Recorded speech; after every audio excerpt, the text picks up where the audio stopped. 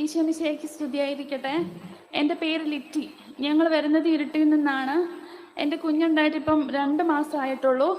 ഇവക്ക് ഉണ്ടായപ്പോൾ കേൾവി ശക്തി ഇല്ലായിരുന്നു വലത്തെ ചെവിക്ക്.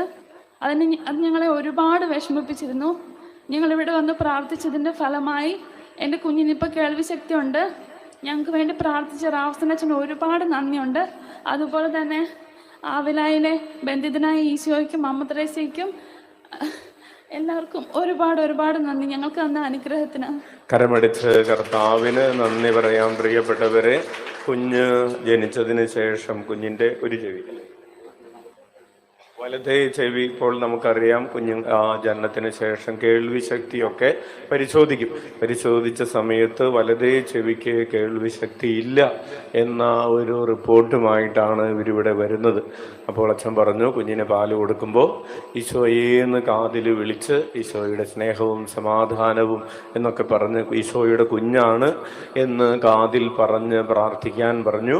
അങ്ങനെ പ്രാർത്ഥിച്ച് അടുത്ത ടെസ്റ്റിന് വേണ്ടി കുഞ്ഞിൻ്റെ കാതിൽ യേശുനാമം വിളിച്ച് പ്രാർത്ഥിച്ചു.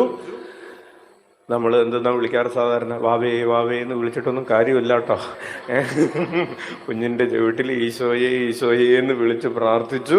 കർത്താവ് കേൾവി ശക്തി നൽകി അനുഗ്രഹിച്ചു. ഇപ്പോൾ ഒരു കുഴപ്പമില്ല എന്നുള്ള റിപ്പോർട്ട് കിട്ടാൻ കർത്താവ് ഇവിടെ വരുത്തി. ഉച്ചത്തിൽ വിളിച്ച ഈശോയെ, അന്തർ കണ്ടതും ചെകിടർ കേട്ടതും യേശുനാമത്തിൽ, മരണം തോറ്റതും ലാസർ ഉയർത്തതും യേശുനാമത്തിൽ.